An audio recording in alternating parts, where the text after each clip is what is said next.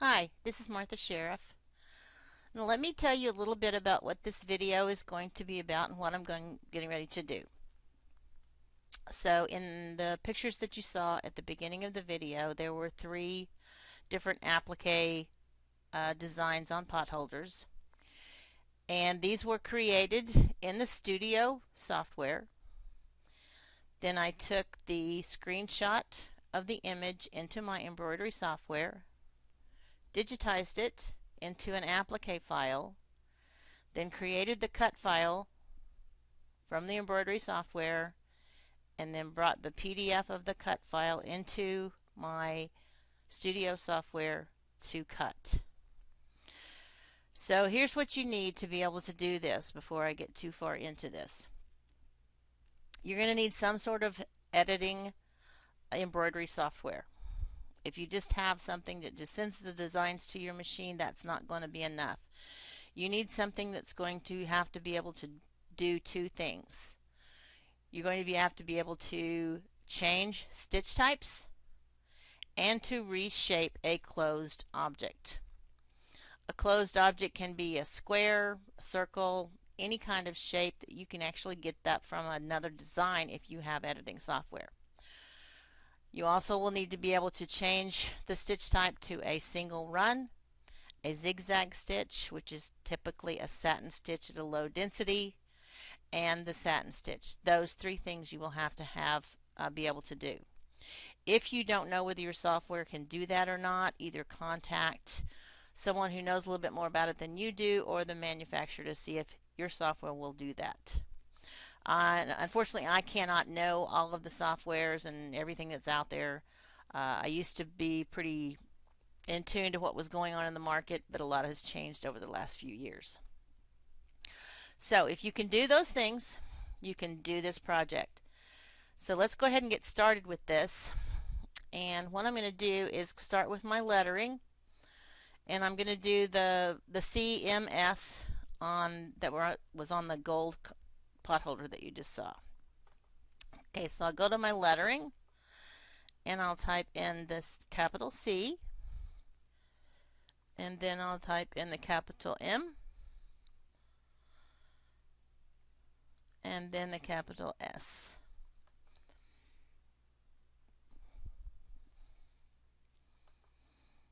I'm going to drag a box around all of these and make them a little bit bigger so we have something to look at. Now with applique, what you want to do is find a font that has enough beefiness, open areas that will showcase your fabric. So I've chosen one that's pretty thick, will showcase my fabric, and it is bubblegum. So what I'm going to do is go over here to my font styles and just start typing in bubblegum. There it is. So I'll change my letters to the bubblegum style. And then what you want to do is overlap these so we can create the one-piece applique. Let's draw a box around these, right click, and weld. If you don't like the way this looks, you can always undo and move them around a little bit and get them exactly like you want them. Alright, I think this will work. So now in order to get a really nice clean image, I'm going to go ahead and fill this with color. So I go up to my color and fill that with color. Okay, this design is finished. All I need now is a screenshot. On a PC, you have a screenshot tool. In order to access it, you go down here to your Start button, click on that, and there's a search box here at the bottom. If you type in an SN, it will bring up the snipping tool. Just click on the snipping tool to open it. And what it's going to do is open this, and it says New, so you got the opportunity to create a new file. Drag a box around your image, and then go up to File and Save As.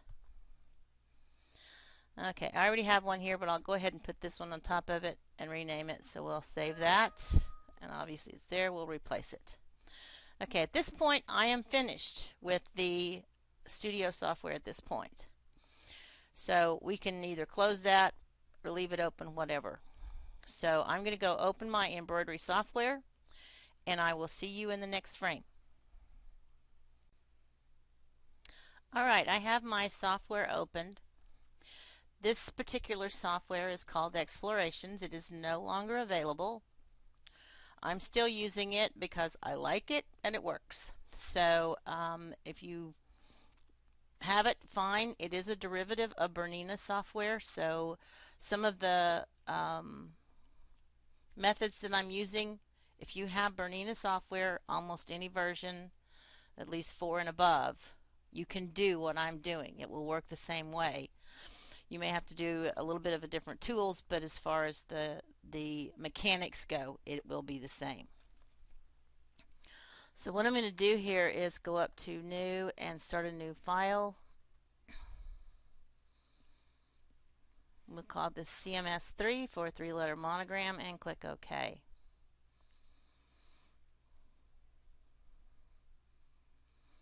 So this green box is the size of my hoop,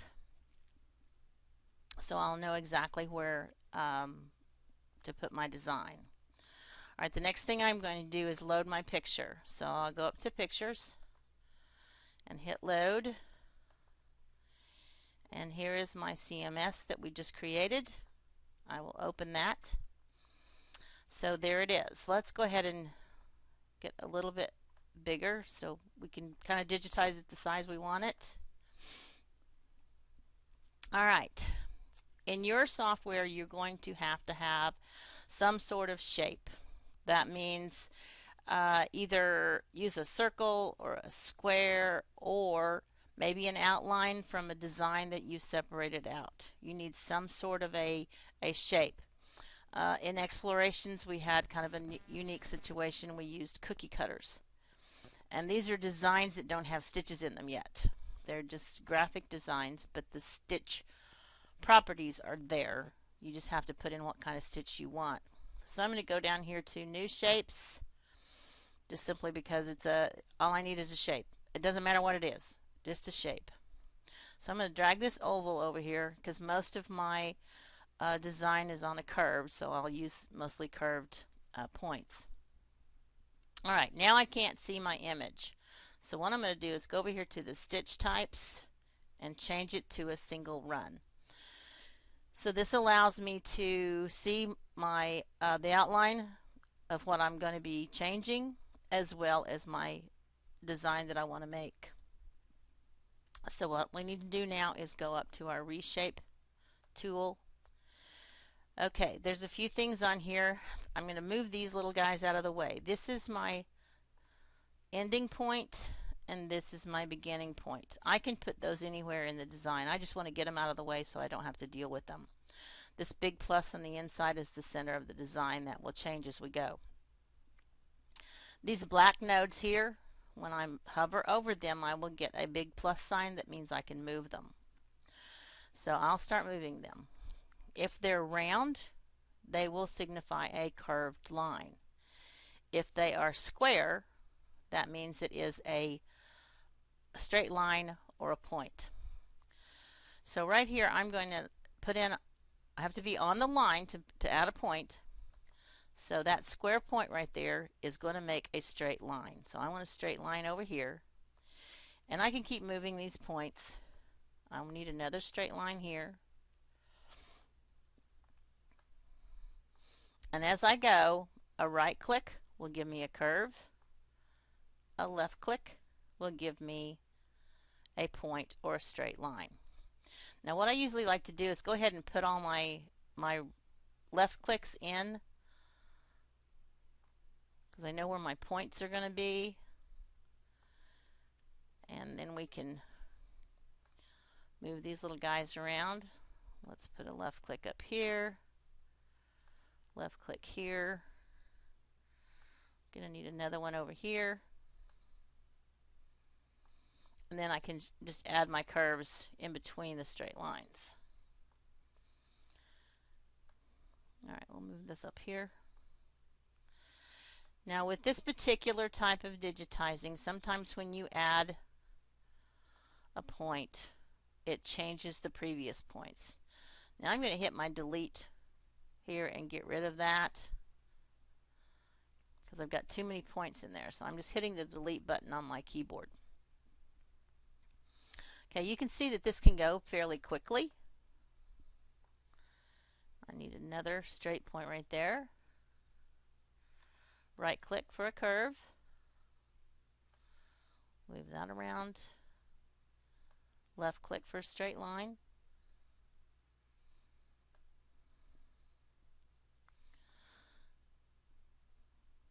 Now if you get the wrong one, if you happen to left click where you should have right clicked, you can select the node and then change it by using your space bar. Okay, let's move this down here a little bit. And what I'm going to do is zoom in on this so I can get a little bit more accurate placement of these lines. So let's zoom in 2 times. And now I can see I can get a little bit more accurate. Need another right click. And I'll stick in a right click here. The less clicks you have, the better. The less nodes you have, the better off you are, especially when it's a left click. A left click will force a stitch.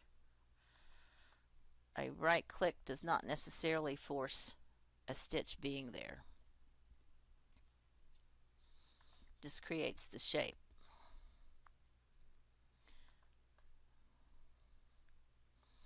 Okay, we'll probably need a left click here. Straighten that out. I'm going to need a left click right here. So you can kind of control that by moving that a little bit, and if I move this over, it will make it a little bit more snug.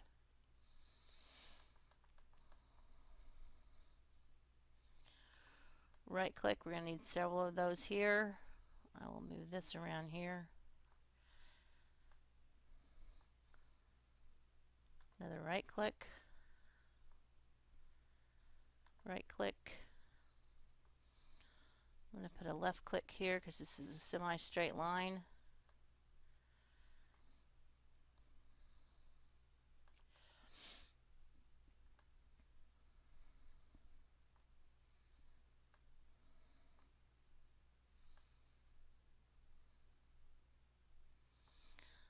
I need another right click there.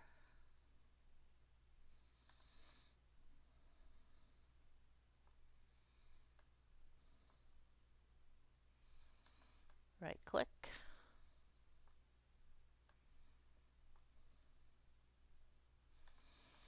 Right click.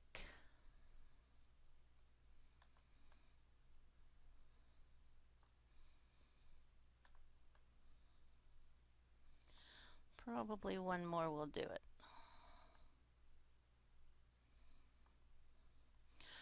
Okay, let's go up to show all. And this is pretty close. Obviously you can fine tune this to any way you want. So I'm going to go up and get out of the reshape, and then I'm going to turn the picture off so we can see what it looks like. It's not too bad. It could use some fine tuning. So let's turn the pictures back on. Go up to reshape.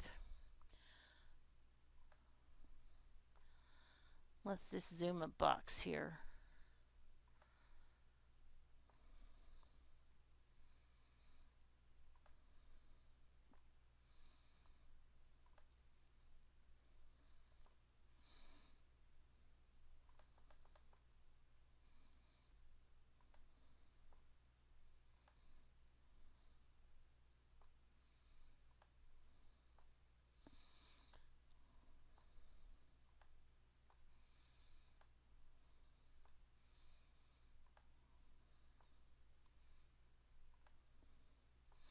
Okay, let's call this good.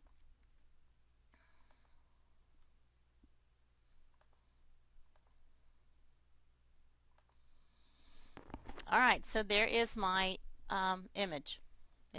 That's as long as it takes from start to finish. Alright, now we have a couple of options.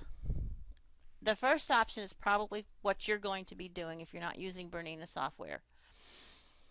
And that is creating, will be your cut line, your placement stitch, which would be the same, and then you want to tack down. The best tack down you can use is a zigzag. So what we're going to do here is I'm going to copy this, and then when I copy and paste it, it will paste it directly on top of it. First thing I want to do is change the colors because I want it to stop so I can put my fabric down. So we'll need a color change there. So now we have two objects here. They're both straight lines. So the second object is selected because I can tell that with that little white box. I'm going to go over here and select a satin run. So that changes this to a satin stitch.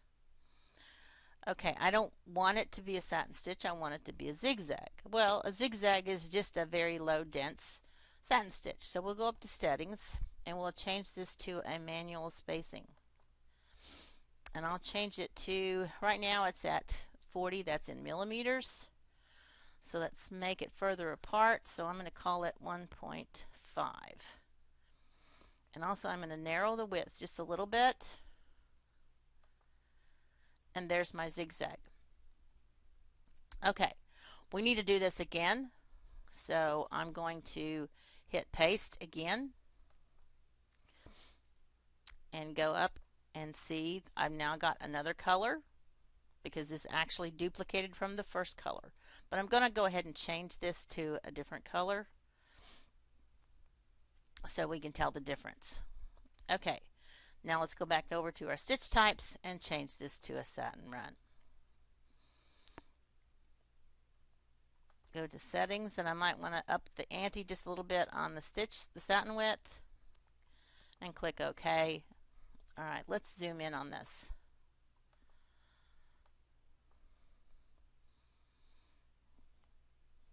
Okay, so I've got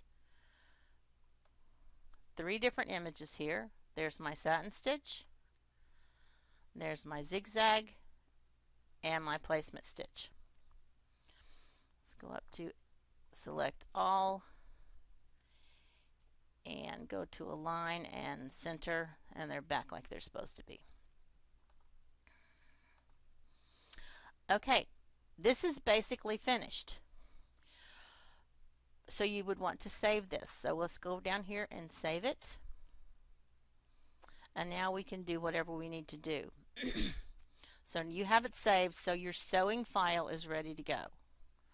Now what I'm going to do is I'm going to take the satin stitch and the zigzag stitch off. This is my cut line. This is the PDF I want to create.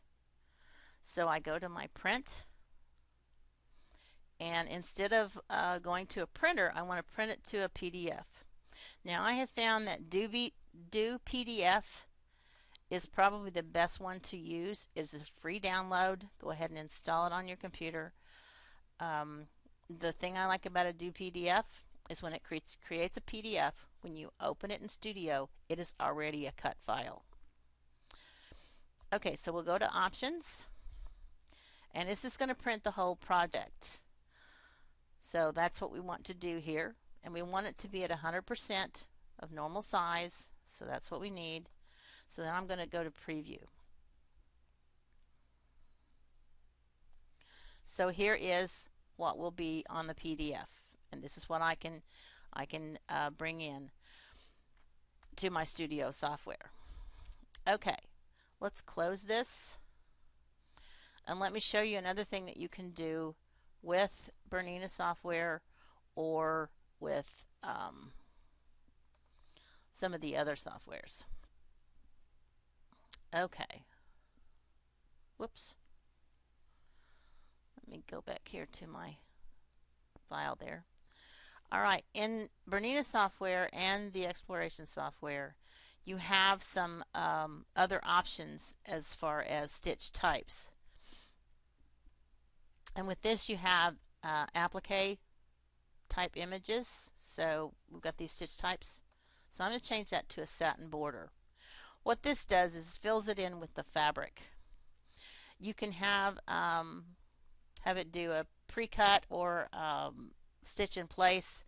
It really doesn't matter. You have the file created. So I'm going to take off the true view here, and I'm going to go up to reshape, and I want to show you something that it does. This little image right here is called a frame out. Now what this is going to do, this doesn't have color changes per se. It's all one color because you don't need to change the color. But it has stops. So you have a stop, and let me show you what it does with the slow redraw. The first thing it shows is your placement line, and that's where your fabric goes. But we're doing a pre-cut, so we just let this sew and then we place our fabric. Now I'm going to stop this. This little part right here, that's where that little tool was that we moved. This is a frame out.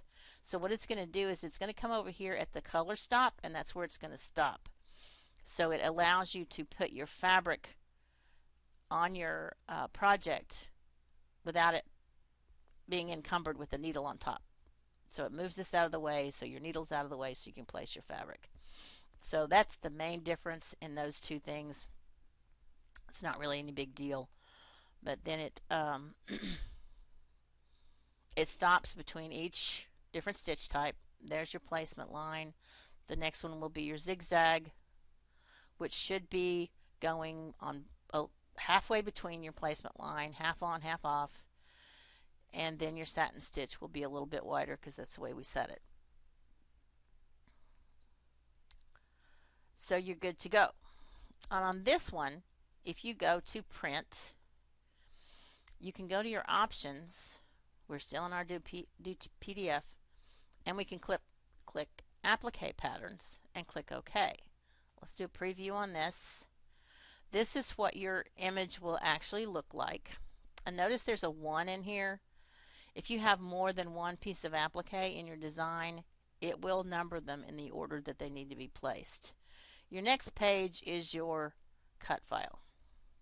So this is the file that you want to use when you're importing it into the studio software. So you would print that,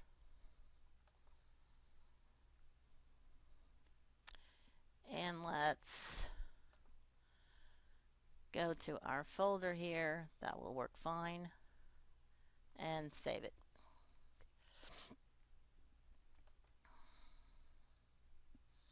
So now we're finished with our embroidery software. So I'll meet you in the next frame back in the studio software. Alright, we're back in our studio software. So what I want to do, I've just got a new file here started, and I'm going to go up to File and click Merge. Alright, this is our PDF right here that we're going to be using. So I'll click OK to import that PDF.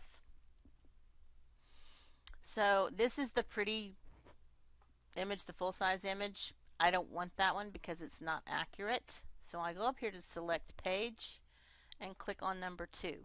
So this is the one that I want to use for my cut file. So I'll click on import as a vector, and it will load it up, and there's the actual size that I want to cut. Now I've got the cut file, and I've got this little number 1. I don't want that number 1 to cut. So what I'm going to do is right click, select the image, right click, and ungroup it. So now I can select just that and delete it. Alright, now I've got my icons enlarged here so they're easier to see, so I have to do my little drop down to go over here to my cut settings. So I'm going to select this, and notice it says cut. Since there's nothing on the inside, it won't make any difference, but you can select cut edge, and it is ready to go. All you have to do is send it to your Silhouette software. Send it to your cutting machine, your Cameo or your Portrait. That's all there is to it. So now once you cut it, then you go to your embroidery machine. It will sew the placement line. You place your fabric. I use Web Bond temporary adhesive spray to place my fabric, and it works really well. And in part 2 of this video, I'll show you what it does as far as the placement stitch, and then what it looks like when it's finished. So this is a real-time video. This is how long it takes. So I'll see you in the next frame.